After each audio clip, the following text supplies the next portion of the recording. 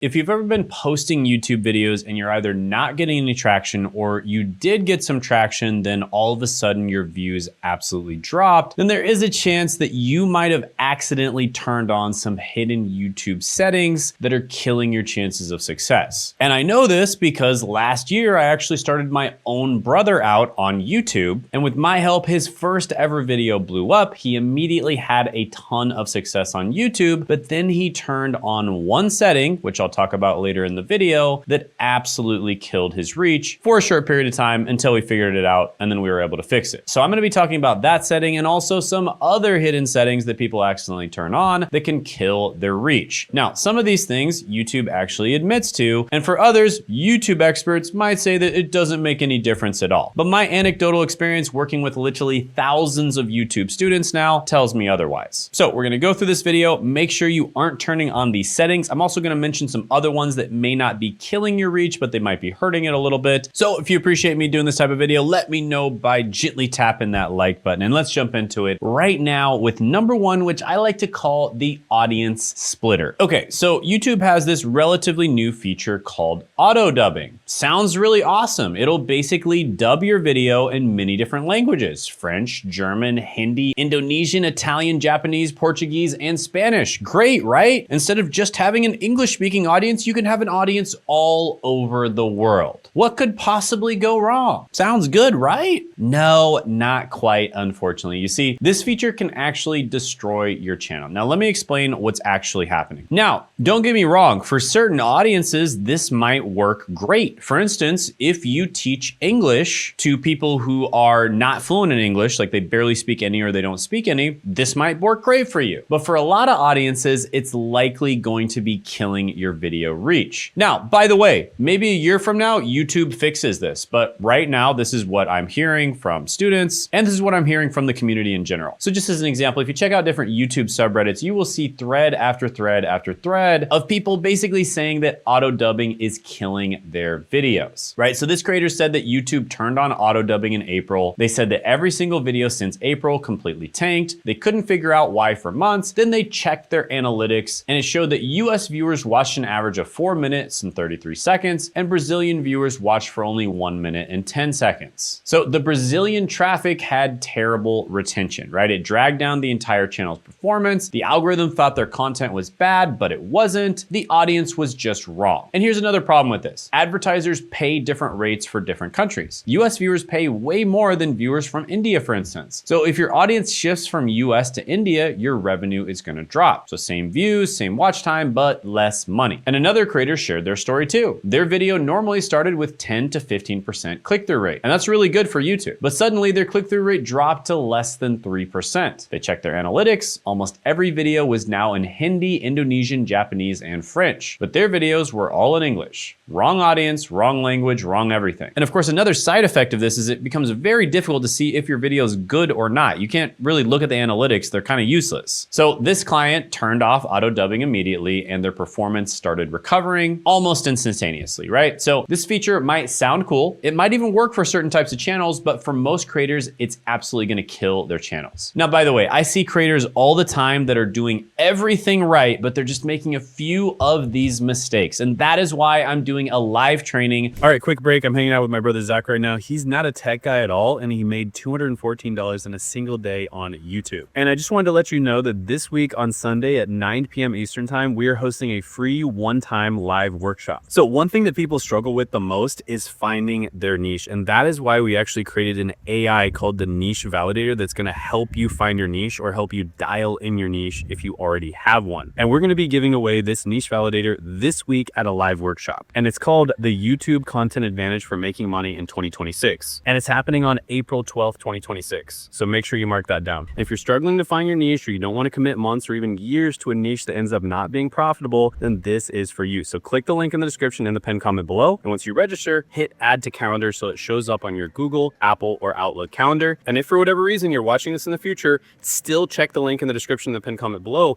because we may be doing another live workshop in the future, and it'll tell you when. Now, you'll also be able to ask me questions live, so I look forward to meeting you. And you'll also get an update on how this guy is doing on YouTube as well. So see you this week, and back to your regularly scheduled programming. Now, something that's very similar to dubbing is what I like to call the wrong language trap. And this is where YouTube automatically generates captions for your videos, and 99% of the time they do a phenomenal job. They choose the correct language and they generate captions, and they do a pretty good job. But once in a while, for some reason, YouTube will get the language of your video wrong. So they might generate captions in Spanish, or they might generate captions in Vietnamese or something random like that when your video is clearly in English. And of course, if that happens, oftentimes the algorithm is going to punish you. So here are some real examples from creators. This creator, for instance, posted a video in English, but the auto-generated captions defaulted to Vietnamese. They had no idea why. The video was clearly in English, but they asked, will this affect where YouTube shows my videos? And the answer is yes, absolutely yes. YouTube uses caption language as a signal. It helps the algorithm understand who should see your video. If the captions are wrong, then the recommendations are likely going to be at least somewhat wrong as well. And your videos will likely get pushed to people who don't want it and held back from people who do want it. And this also affects the viewer experience. So if someone needs captions and they're in the wrong language, then they just leave and they're frustrated and they don't come back. And all of this is going to hurt your engagement metrics. So make sure your videos have the right captions if auto caption is enabled, and make sure they're of course in the right language. Now, in order to fix this, go to YouTube Studio, click content, find the video you want to check,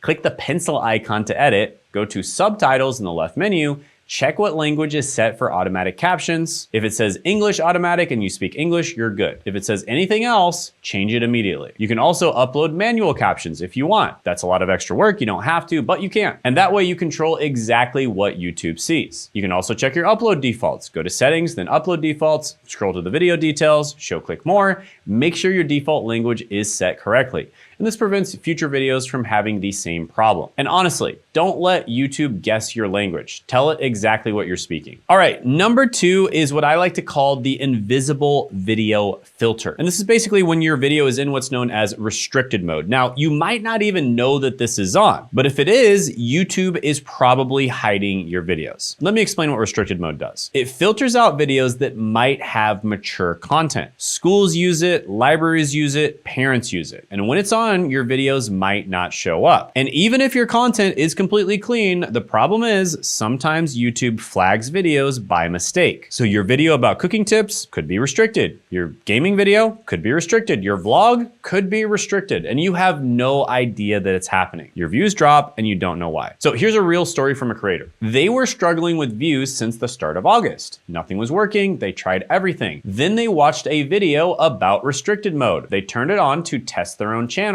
and a huge amount of their videos just disappeared. And when restricted mode was on, those videos were hidden. That means thousands of potential viewers couldn't see their content. And all those schools, all those libraries, all those families, they were gone. They were not watching their content. They couldn't even see it. And once they fixed it, their views and stats started coming back. Now, this is very similar to the mistake that my brother made. And I call this the silent view killer. And this one is crazy, and most creators haven't even heard of this. Now, I am gonna say that it is possible that this is just something that YouTube messed up on for a very short period of time, and maybe they fixed it now. But basically what happened is my brother immediately had success on YouTube. Literally the first video that we posted on his channel blew up. It had over 800,000 views. He was making over $200 in a single day, less than a month into creating his YouTube channel, right? So he was just having unprecedented levels of success. He's still crushing it, by the way. In fact, the latest update, he made over $500. There's a good chance he'll actually show up to the live training. Check that out in the description in the pinned comment below. And at the very least, we'll make sure to give you the latest update on how he's doing. So click the link in the description in the pinned comment below to see that. But what happened is my brother was watching some random videos on YouTube after his channel started blowing up. He was doing great, started watching these random videos, and one of the gurus said that he should turn player for education on. Now, the problem is my brother cusses a little bit, or at least he used to cuss a little bit in his videos. And when he turned player for education on, what it does is it basically makes it so that schools can embed videos without ads, and students can watch educational content without distractions. Now, that sounds great for schools, right? And maybe it is, but it's also terrible for creators, because here's what happens when your video is in this mode. Your watch time doesn't fully count. Comments are disabled, likes are disabled, subscriptions can be disabled, and you lose all engagement data. And the algorithm thinks that your video is dead. Plus, let's be honest, if it's player for education enabled, there's a good chance that the algorithm thinks that your video is likely going to be shown to children. And that means they're going to scrutinize your video even harder than a normal video. And so my brother, having a few cuss words in a few of his videos, enabled player for education, and immediately his views dropped and his revenue per 1,000 views also dropped. It literally just dropped off a cliff immediately after he enabled player for education. Now, you could say, oh, well, Shane, this is a coincidence. It had nothing to do with player for education. I've even had some goofballs on Twitter tell me that I'm just like making this all up. And if you ask the official sources, they'll tell you that that's incorrect. Well, of course they're gonna tell you that's incorrect, right? They don't wanna admit that they made a mistake. And hey, I love YouTube. I think they're a phenomenal company. I love what they do. And there is a very tiny percentage chance that I'm actually wrong and it was something else or it was some kind of anomaly. But chances are I'm not. And really, what do you gain from enabling player for education? Maybe if you are like a tutorial channel or something like that that teaches people how to do chemistry or something. Yeah, sure. In that case, maybe player for education would be good for you. But for most channels out there, unless you are explicitly designing your channel to be viewed in a classroom setting, you probably want to leave off player for education. Now, the problem is once it was enabled, we actually had to contact YouTube support to get it disabled, which is super annoying. So don't enable it in the first place, but if you do enable it, you might actually have to contact YouTube support to get it disabled, which is super, super, super annoying. So yeah,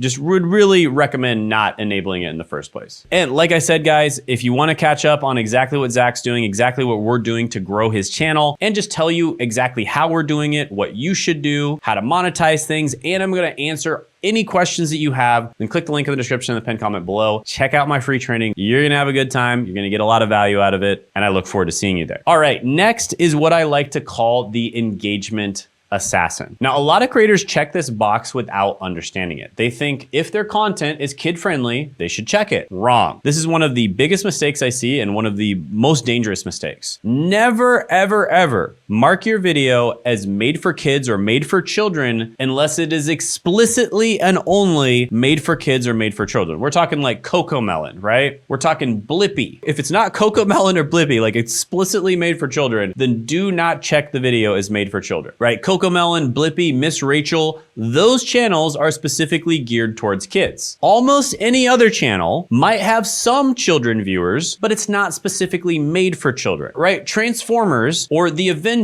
is a type of movie where children can enjoy it and also grown-ups can enjoy it, but it's not explicitly made for children. Whereas the show Blue's Clues is very obviously explicitly made for children, okay? Just so you understand that. Hopefully that's very clear now. And of course, you have tons and tons of comments on Reddit from people who accidentally enabled this and they had a really bad time on YouTube. Okay, so if this is enabled, go ahead and disable it. And it's pretty simple. Go to YouTube Studio, click settings, then click channel, go to advanced settings, look for audience, make sure it says, no, my content isn't made for kids, unless you literally make content for kids. But of course, if you do, you should check it, yes. But if you're making content for like teens or adults, never check that box. Also check your individual videos. Sometimes you can set it per video, so go through your recent uploads, make sure none of them are marked made for kids, and if they are, change it immediately. Now, something very similar to this one. It's not quite the same thing, but something very similar that I'm seeing. And this is something that I think could potentially change in the near future. If your video utilizes AI, let's just say like my video, obviously this is me, right? This is me, blah, blah, blah, blah, you know, this is me,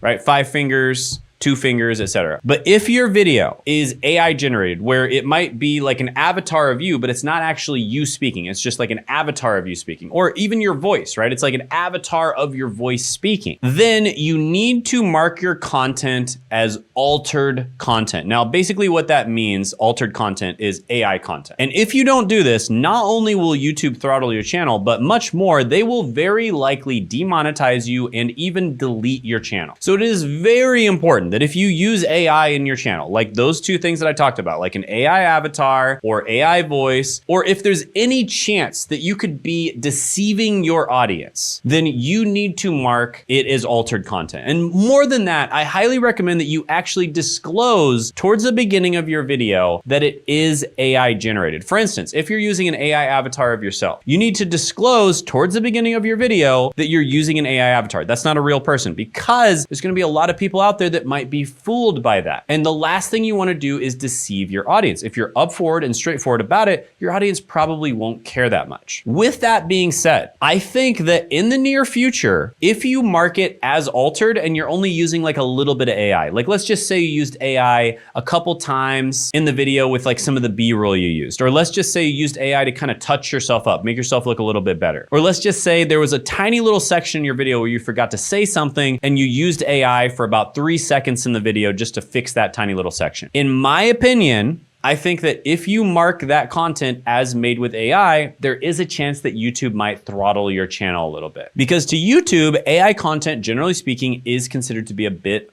lower value, and they might throttle it a little bit. That's just my opinion. I have no hard data on that, but that's just my opinion, and that's what I think will happen. And so there are only very specific circumstances where I recommend to mark your content as made with AI. And I talked about those already. Now, there's more to it when it comes to what you can and cannot do with AI. That's something I'm definitely gonna be touching on in this live workshop that we do. Click that link in the description in the pinned comment below. Additionally, 99% of people who watch my channel are just gonna enjoy my free content on this channel where I give a ton of value, and they might even enjoy a live training or a live workshop. Click that link in the description in the pinned comment below. And that 99% of people are never going to work with me or my team. But for that 1% of you out there that is very serious about YouTube, you wanna take it seriously, you wanna grow as quickly as possible without a lot of headache, without a lot of pain, and without having to spend a lot of time figuring it out, go ahead and book a call with us down in the description or in the About section of my channel. On this call, we'll figure out where you are right now, where you wanna be, we'll make a plan to get there, and we'll see if we're a good fit to work together or not. Now, we only work with about 18% of people who applied last time we checked the numbers. So if you're not a good fit, we're not gonna work with you. So there's literally nothing to lose. Go ahead and book a call. And additionally, if you want to see somebody that we worked with that was able to get some amazing success, you can click this video right here and you'll see one of our clients.